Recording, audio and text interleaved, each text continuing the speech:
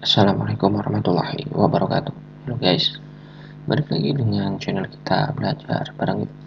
Oke, pada kesempatan kali ini kita masih bakal membahas tentang KP06 kriteria perencanaan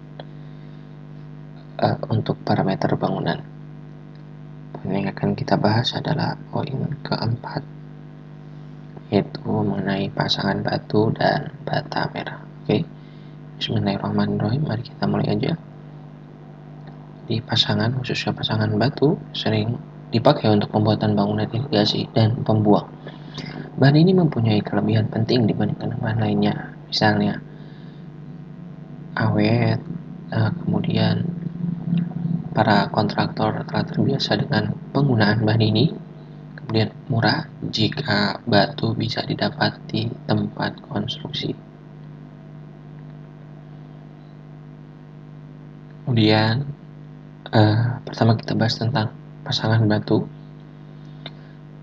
Pasangan yang dipakai untuk bangunan irigasi terutama dibuat dari batu kali atau batu galian dan kadang-kadang batu korang.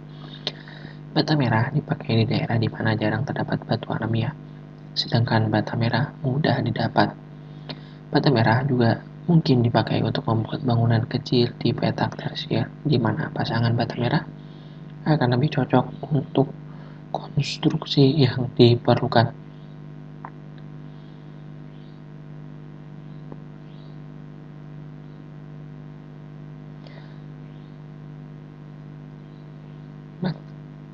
Batu kali diambil dari sungai umumnya berdiameter antara 15 cm sampai 30 cm.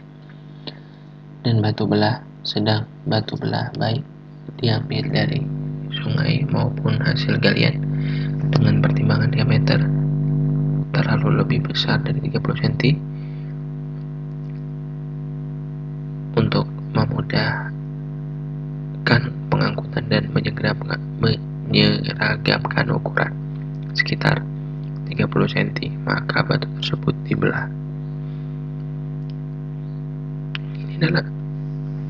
Ini adalah standar untuk bata merah nih, PUBI tahun 1982 dan NI 10. Kemudian harga kekuatan tekan batu alamiah yang akan digunakan untuk pasangan batu menurut PUBI 1982 adalah 80-150 Newton per mm persegi. Kekuatan rata-rata bata merah adalah 2,5-25 Newton per mm persegi. Ada tipe khusus pasangan batu, yakni pasangan dan batu candi yang pokoknya berupa batu-batu pecah yang dipasang rapat untuk menghasilkan permukaan yang awet dan tahan gerusan atau abrasi. Tipe pasangan ini dipakai sebagai lapisan permukaan untuk bendung pelimpah dan bangunan-bangunan lain yang terkena aliran cepat yang mengangkut sedimen kasar. Gambar 4.1 menunjukkan blok-blok batu yang dipakai untuk batu candi. Nah, ini dia. Jenis batu yang dipakai sebagai bahan untuk membuat batu candi ialah andesit, basal, dasit, diabase, diorit, gabbro, granit, dan grano. Selanjutnya mortel. Ada berbagai mortel adukan yang dipakai untuk pekerjaan pasangan, yaitu pasangan batu candi, yaitu terdiri dari 1 semen dan 2 pasir untuk bagian yang akan terkena kontak langsung dengan aliran air. Yang kedua, 1 semen berbanding 3-4 pasir untuk mortel yang tidak terkena kontak langsung dengan aliran. B. Untuk pasangan batu yang lain, perbandingannya 1 semen dan 2 pasir untuk konstruksi berkekuatan tinggi. Kemudian perbandingan 1 semen dan 3 pasir untuk mortel yang terkena kontak langsung dengan aliran air, dan 1 semen dan berbanding 4 pasir untuk fondasi dan bagian yang tidak terkena kontak dengan aliran air. Untuk konstruksi yang terkena kontak dengan air laut, semen yang dipakai hendaknya semen Portland kelas 5 yang tahan sulfat.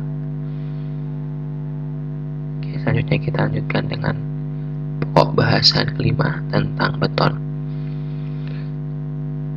Kita mulai dari permasalahannya dulu ya. Beton harus dipakai dan direncana sesuai dengan persyaratan yang saat yaitu SKSNI T15-1991-03 Departemen Pekerjaan Umum. Nah, ini juga mungkin sudah ada perbaruan ya.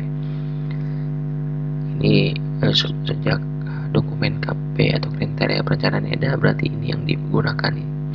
Namun untuk tahun 2025 ini pasti sudah ada nih untuk standar beton yang baru. Kita lanjut saja. Nah, ini perbedaannya ya, perbedaan cara perhitungannya ya. Kalau yang standar pedoman ini, dia yang pertama menggunakan metode elastik atau cara N yang variabelnya bergantung pada mutu beton dan waktu pembebanan serta keharusan pemasangan tulangan rangkap bagi balok-balok yang ikut menentukan kekuatan struktur. Kemudian yang kedua, diperkenalkan perhitungan metode kekuatan ultimate yang belum merupakan keharusan dipakai, dimungkinkan sebagai alternatif. Yang ketiga, diperkenalkan dasar-dasar perhitungan tahan gempa. Nah, untuk yang terbaru di saat dokumen ini keluar, ini hal-halnya nih, hal-hal yang dibahas dari pedoman ini. Satu, menggunakan metode kekuatan ultimate atau batas. Yang kedua, konsep hitungan keamanan dan beban lebih realistik dihubungkan dengan daktalitas struktur. Yang ketiga, tata cara perhitungan geser dan puntir pada kata ultimate atau batas. Yang keempat, menggunakan satuan SI standar internasional dan notasi disesuaikan dengan yang dipakai dalam kalangan internasional. Yang kelima, ketentuan detail penulangan lebih rinci untuk beberapa komponen struktur yang karena mengetengahkan beberapa ketentuan yang belum tersedia dalam peraturan sebelumnya. Poin 5.2, klasifikasi. Untuk kepentingan mutu, di samping pertimbangan ekonomis, beton yang dipakai dan direncanakan sesuai yang tercantum dalam SKSNI T15-1991-03 Departemen Pekerjaan Umum seperti pada tabel 5.2. Nah, ini dia. Ini adalah kuat tekan betonnya. Ini dalam mutu dalam megapascal ya untuk kuat betonnya. Kemudian ini perbandingan susunannya nih, susunan si betonnya. Ini 1:2:3 ini. Semen banding pasir banding kerikilnya 1:2:3. Ini 1:3/2, 1 banding dan banding 5/2. Ini semen, pasir, kerikil.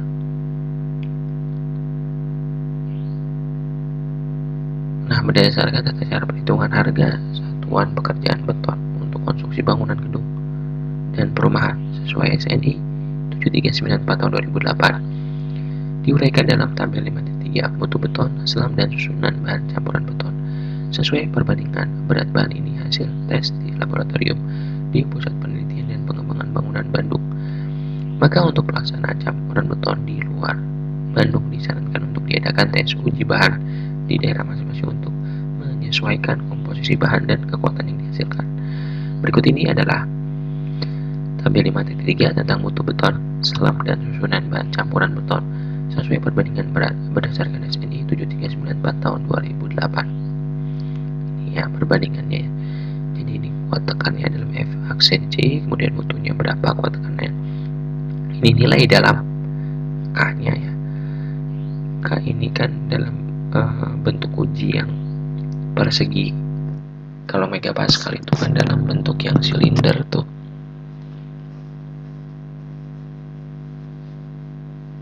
Nanti kalau mau dari nilai K ke yang silinder itu dia harus ada konversinya dulu. Kemudian perbandingan susunan bahan beton berdasarkan konversi berat.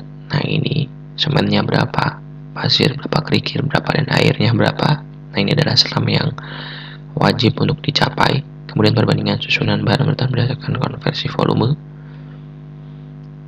Dari ini perbandingannya kalau berdasarkan volume, kalau yang ini berdasarkan berat.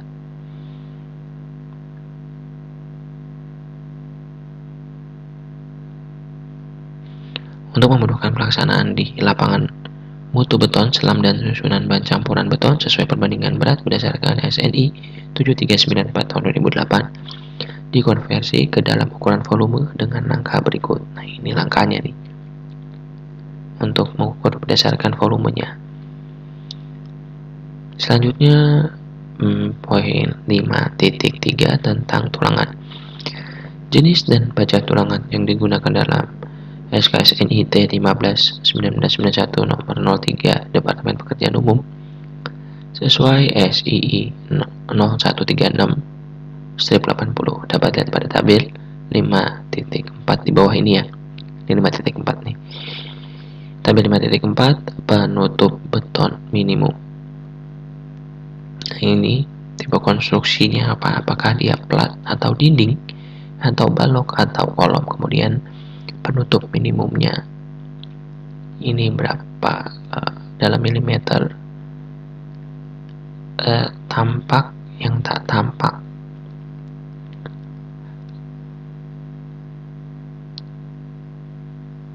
Ini kayaknya mortarnya ya, mortar bagian luar ya, atau istilahnya itu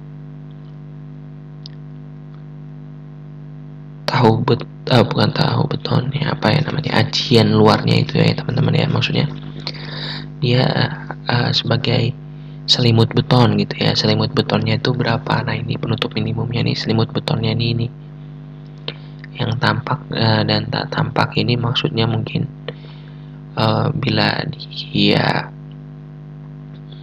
terekspos gitu ya, dan ini tak terekspos ke lingkungan luar gitu. Maksudnya terekspos itu kan yang langsung di bagian apa namanya, yang terekspos dengan lingkungan, sedangkan yang tak tampak ini mungkin di bagian dasarnya gitu teman-teman. Di lingkungan yang korosif, misalnya bangunan-bangunan yang kontak langsung dengan air laut, air alkali atau tanah, harga dari tabel 5.4 sebaiknya ditambah dengan 10 mm. Penutup tulangan beton hendaknya jangan kurang dari besarnya diameter batang-batang tulangan beton. Nah, itu dia. Jangan kurang dari tulangan beton. Diameter tulangan beton. Jadi kalau diameter yang dipakai diameter 12, ya selimut beton atau penutup tulangan betonnya lebih dari 12 mm gitu teman-teman. Jenis dan kelas baja tulangan. Nah, ini ada polos, ada deformasian. Ini kelasnya berapa? Ini adalah simbol yang resminya, ini ada BJTP berapa.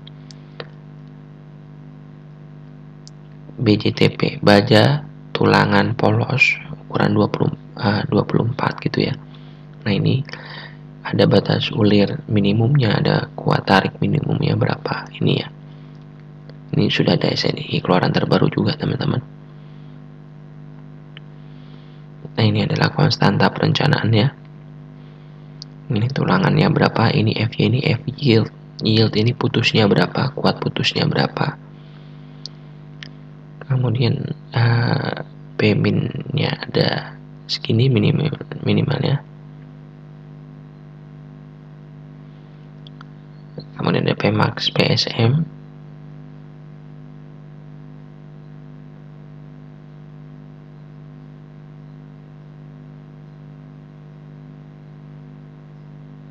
Terus ada penggolongan pada ini ya, FE aksennya 20, FI 1 aksennya 40,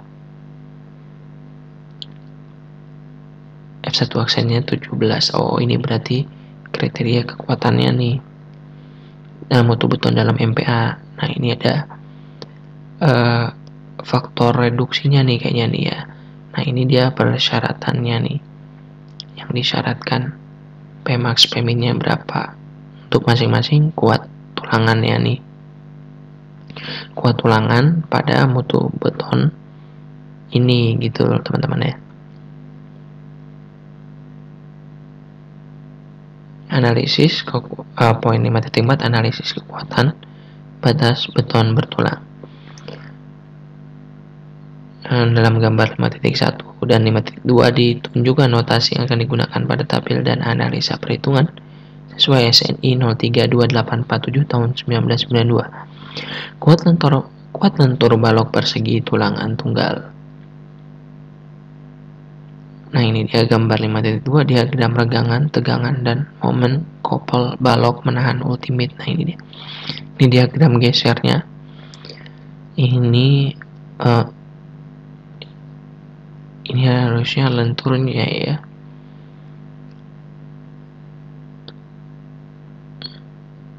Jadi pada umumnya itu kalau analisa pada beton itu kan harus ada diagram geser, harus ada diagram momennya. Ini diagram tegangan, ini diagram couple momen gaya dalam. Apabila distribusi regangan dan tegangan yang timbul dekat pada bebanan ultimate, dimensi batas kekuatan beton terlampaui dan tulangan baja mencapai luluh, maka komponen struktur akan retak dan tulangan baja meluluh, mulur, serta terjadi lendutan besar. Umumnya konstruksi tidak akan kembali ke semula. Nah, ini adalah ini adalah gambar 5.3 tegangan ekuivalen pada beton. Kemudian A ini adalah area tekan sama dengan beta 1 dikali C, di mana C adalah jarak serat tekan terluar ke garis netral. Beta 1 adalah konstanta yang merupakan fungsi kelas beton. Ini A ini biasanya adalah areal tekan pada betonnya. Nah, ini berdasarkan standar ini menetapkan B1 diambil 0,85 ya. Untuk F aksen C yaitu kurang dari 30 dan berkurang 0,008 setiap kenaikan 1 megapascal. Dan nilai tersebut tidak boleh kurang dari 0,65 dengan anggapan tulangan tarik telah mencapai tegangan luluh. Nah, makanya rumusnya diperolehlah ini huruf A-nya lagi ya. Setelah diturunkan dari ini kemudian diperoleh nilai A-nya. A sama dengan AS kali FI baja tulangannya per 0,85 dikali dengan F aksen C-nya berapa kuat tekan betonnya dikali B ini lebar betonnya. Menghitung MN berdasarkan gaya beton tekan. Nah, ini rumusnya berdasarkan gaya beton tariknya. Nah, ini berdasarkan tekan, ini berdasarkan tarik nih. Menghitung MN ya. Momen nominalnya ya.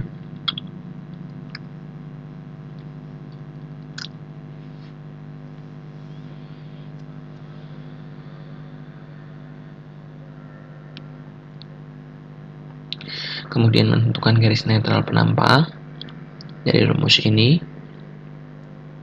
dengan menggunakan segitiga sebangun diagram regangan dapat dicari regangan yang terjadi dalam baja tarik jika regangan beton mencapai 0,03. Nah, ini untuk mencari regangan si tulangan. Regangan luluh tulangan baja dapat ditentukan berdasarkan hukum Hooke. Nah, dari rumus ini selanjutnya 5.4.1.2 pembatasan tulangan tarik. Ada dua cara hancur konstruksi beton, yaitu satu, kehancuran yang diawali meluluhnya tulangan tarik yang berlangsung perlahan dan bertahap sehingga sempat memberi tanda-tanda keruntuhan. Yang kedua, sedang kehancuran diawali hancurnya beton akan terjadi secara mendadak tanpa memberi kesempatan peringatan. Untuk itu, standar ini menentukan pembatasan penulangan yang diperlukan. Ditetapkan jumlah baja tulangan tarik tidak boleh melebihi 0,75 jumlah tulangan yang dibutuhkan untuk mencapai keseimbangan regangan. Nah, ini ya, AS-nya ini adalah luas penampang baja harus kurang dari 0,75 ASB adalah jumlah luas penampang baja tarik yang diperlukan.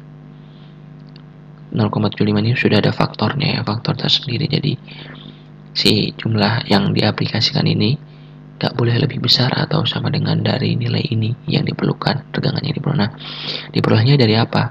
Dari ini rumusnya nih, rasio penulangan atau rasio baja rho harus sama dengan AS per B kali D. AS ini adalah jumlah luas penampang baja tarik pada betonnya ya, BD itu ya lebar B itu lebar penampang, D itu tinggi efektif penampang beton. Maka rho max-nya adalah 0,75 kali rho B. Ini rho B ini adalah rho balance ya. Dengan keadaan seimbang, regangan grafik sebagai berikut nih. Ini regangan keadaan seimbang dan itu harus tercapai. Maka rumusnya menjadi ini. Si CB balance-nya. Nah, CB sama dengan 600D per 600 plus F yield-nya berapa? Kemudian diturunkan lagi rumusnya tadi, dan karena sigma A sama dengan 0, nah ini NDB sama dengan NTB.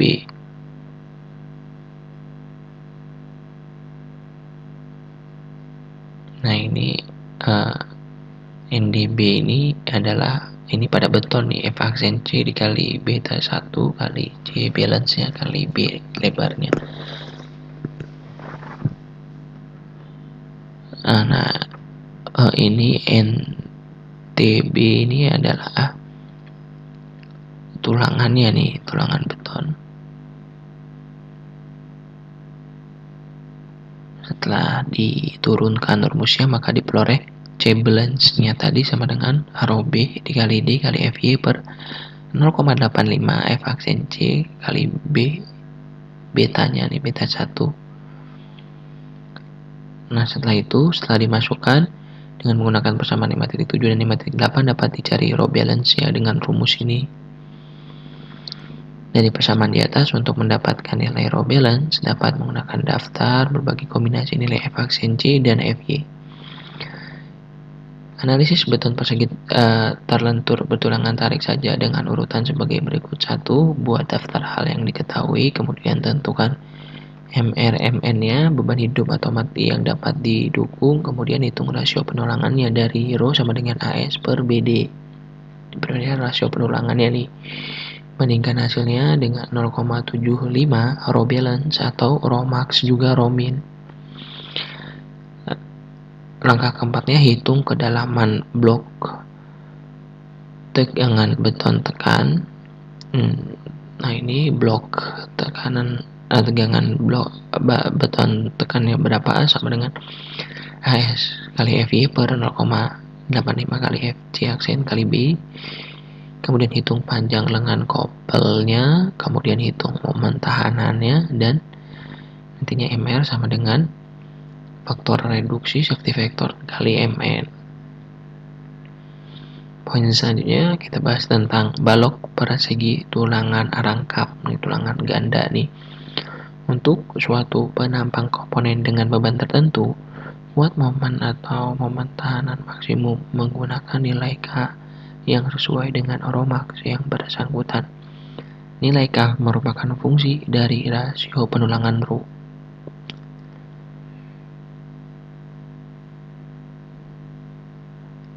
Nah, untuk standar ini memperbolehkan penambahan tulangan baja di daerah tekan penampang blok, maka balok ini disebut balok tulangan rangkap. Analisis balok tulangan rangkap berdasarkan anggapan kedua penulangan baik tekan atau tarik telah luluh saat regangan beton mencapai 0,03.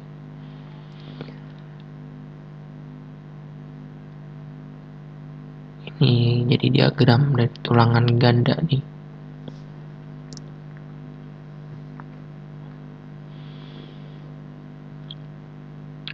Momen kopel dari tulangan baja tekan dan baja tarik tambahan dihitung sebagai berikut nih. Nah, setelah dirumuskan, setelah diturunkan rumus-rumus ini, maka diperoleh rumus ini nih, yang nominalnya nih, AS min AS aksen dikali FY dikali D min setengah A, dengan menjumlah persamaan 5.11 dan 5.12. Nah, jadi ada dua rumus kan, dengan menganggap tulangan baja tarik telah luluh, jadi dihitungnya telah luluh ya. Nah, dijumlah antara rumus ini 5.11 dan 5.12 ini dijumlah sehingga diperolehlah momen nominalnya yang ini nih. jika ditentukan terlebih dahulu, jika garis netral ditentukan terlebih dahulu.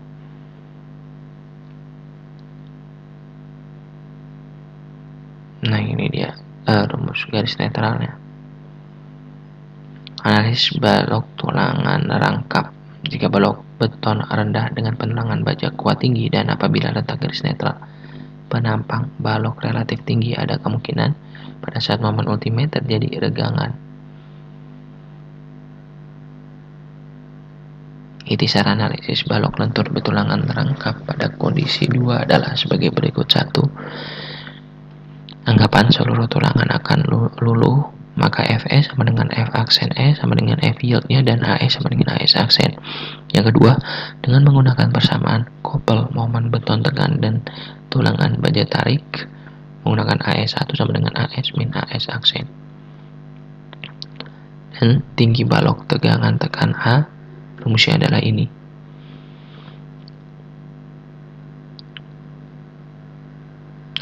Selanjutnya yang ketiga, tentukan garis netral C. 4. Membuktikan anggapan 1 apakah benar dengan menggunakan diagram regangan. Nah, ini anggapan nomor 1 tadi, bahwa sudah luluh tulangannya, maka digunakan ini ya, rumus ini. Dengan menganggap ES aksen lebih besar daripada ini regangan yieldnya, menunjukkan tulangan baja telah luluh, maka akan timbul dua kondisi, yaitu ini kondisi 1, kondisi 2, di mana regangan ES aksen ini lebih besar sama dengan regangan yieldnya, menunjukkan anggapan 1 telah betul dan tulangan baja tekan telah luluh. Kondisi yang kedua, ini malah regangan yieldnya lebih besar daripada regangan S-nya gitu ya, menunjukkan anggapan tidak benar dan tulangan baja tekan luluh belum meluluh gitu.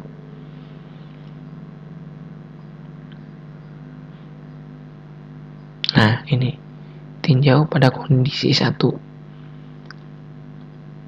Apabila regangan S dan ES melampaui regangan yieldnya, maka hitung kapasitas momennya.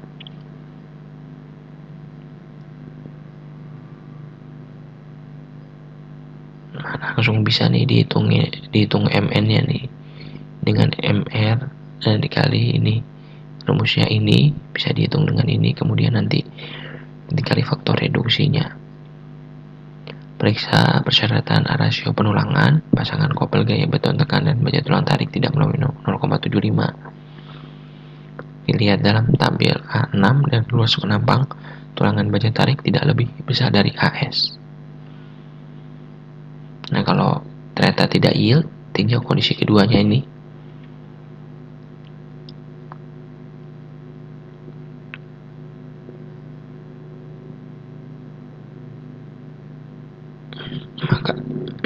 Maka untuk kondisi yang kedua seperti berikut.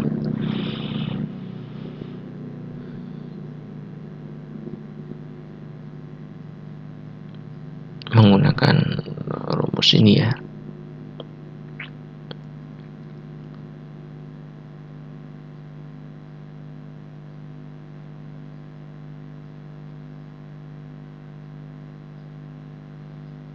Nah, hitung tegangan tulangan baja tekan Fs aksennya, mendapatkan A dengan persamaan A sama dengan beta 1 kali C. G tekannya diperoleh, kemudian hitung kuat momen tahanan masing-masing kopel, kemudian MR-nya sama dengan ini, kontrol persyaratan hasil analisis rho-nya berapa.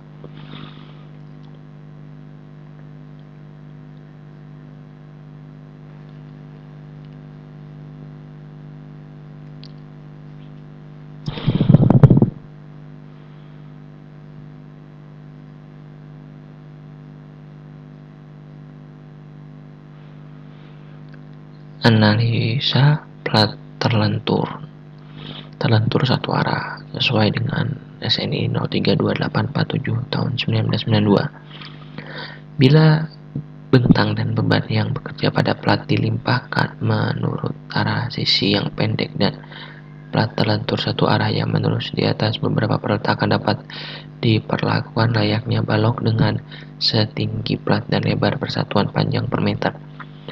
Bila bentangan dan beban bekerja memenuhi kriteria tersebut di atas, maka diperbolehkan menggunakan koefisien momen dan gaya geser standar.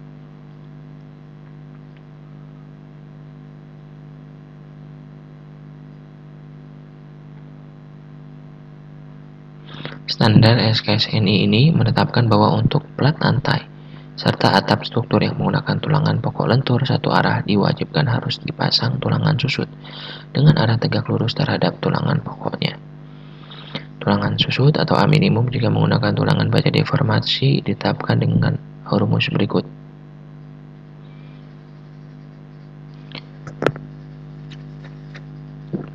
Penentuan tebal plat terlentur satu arah bergantung pada beban dan momen yang bekerja, defleksi yang terjadi, dan kebutuhan kuat geser yang disyaratkan sesuai dengan standar ini diuraikan dalam tabel 5.8 di bawah ini. Tabel 5.8 daftar tebal minimum balok dan plat satu arah. Nah, ini tebal minimumnya dimulai dari L per 20 untuk dua tumpuan. Kemudian untuk satu ujung menerus pakai ini, kedua ujung menerus ini, dan kalau kalian refer pakai ini. Untuk tebal minimumnya ya. Irisar perencanaan plat lentur satu arah.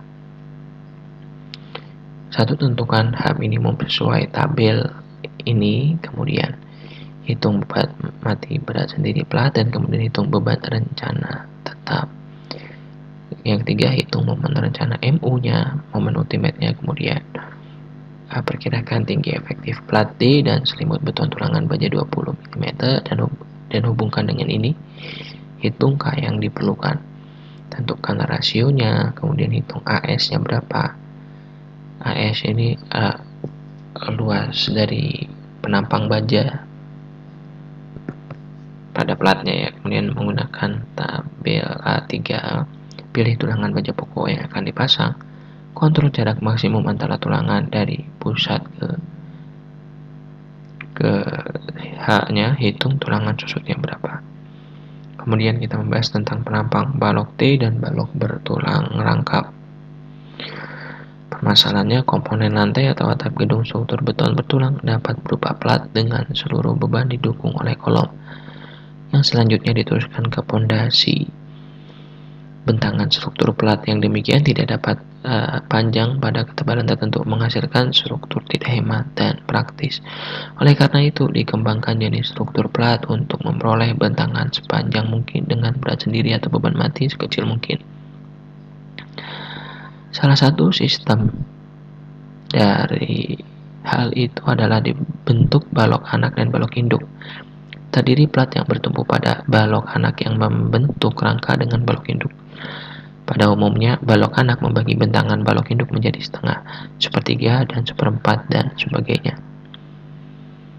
Interaksi antara balok dan plat menjadi satu kesatuan pada penampangnya yang membentuk huruf T.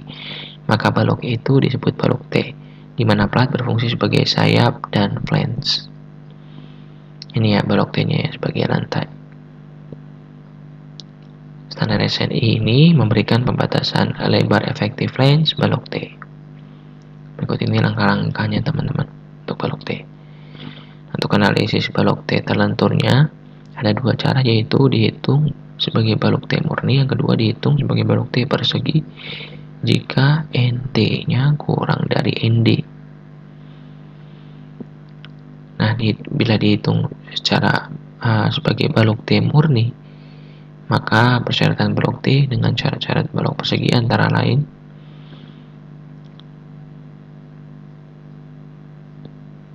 tentukan lebar flange efektif, kemudian tentukan rasionya, Rho-nya, rasio tulangan minimum, kemudian asumsi baja tulangan tarik lulu, ND-nya dicari, kemudian sisa gaya di atasnya berapa, maka nanti diperolehlah nilai A-nya, kontrol Rho mininya, Rho aktualnya jadi berapa.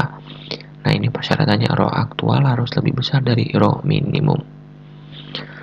Untuk menghitung momen kopel dalam perlu diketahui jarak Z-nya dengan cara rumus ini, kemudian dicari lagi momen tahanan dalam nominal.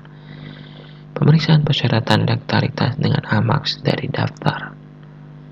Untuk balok T dihitung sebagai persegi jika NT-nya itu lebih kecil daripada ND-nya. Nah, ini tahap-tahapannya. Tentukan lebar flange-nya, lebar flange efektifnya, B sama dengan BW ditambah 16 HT, kemudian tentukan momen rencana, pilih rasio penulangan atau rho-nya, kemudian hitung penulangan tarik yang diperlukan, kemudian pemeriksaan persyaratan daktaritas. Untuk pembatasan penulangan tarik balok T ini didasarkan pada hubungan rumus ini, kemudian diperolehlah rumus AX maksimumnya ini dengan memasukkan berbagai pasangan nilai kombinasi F aksen C dan FY didapat nilai AS maksimum dalam bentuk daftar tabel 5.8 di bawah ini. Nah, ini dia hubungannya ya antara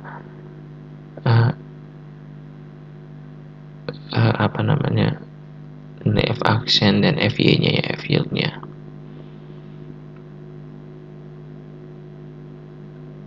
Oke teman-teman semua, itu dia pembahasan kita untuk video kali ini. Poin keempat dan poin 5 tentang pasangan batu, bata merah, dan beton. Terima kasih teman-teman yang telah menonton. Semoga bisa bermanfaat, semoga sukses dan sehat selalu untuk kita semua. Amin amin ya rabbal alamin. Dan semoga apa yang kita inginkan, apa yang kita cita-citakan dapat segera tercapai dan terwujud. Amin ya rabbal alamin. Jangan lupa like, comment, dan subscribe-nya ya teman-teman ya. Thank you for watching. Wassalamualaikum warahmatullahi wabarakatuh.